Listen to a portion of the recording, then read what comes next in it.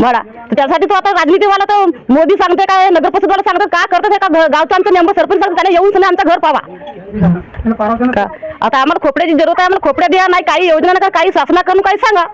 आता आम्ही का करू, गरीब माणसं नाही बांधू शकू, नाही कोठी राहू शकू किरायाना. हमारे साथ एक बुजुर्ग महिला है मौजूद, जो कि आपको मकान का लाभ कब से नहीं मिला है और क्या है मकान की वजह जो लाभ नहीं मिल रहा है?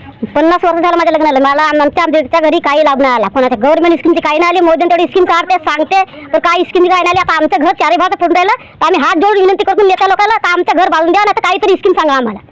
आमच्या लहान लहान लेकरा पोराबारात कोटी राहून का करून याची विनंती तर गव्हर्नमेंट सांगाल ना, काही होईल धोकाबाजी तर गव्हर्नमेंट सांगत देखत बसल. क्या लग रहा है ऐसे में आपको आपके रिसामा ग्राम में किसी बड़े व्यक्ति को मकान का लाभ मिला है? ग्रामपंचायत त्याची आम्ही नावले सांगू शकू. आता याला कोणाला खोपड्या, नाला कोणाला पहिले ग्रामपंचायत होती, ग्रामपंचायत जाऊन पडतो ना, नगरपंचायत जाऊन आमचं काही काम होत नाही. नगरपंचायत जाऊन तर जे जो उद्या येतो आम्ही गरीब माणसं 1500 रुपये देतो, 2000 रुपये दे नाव चढायला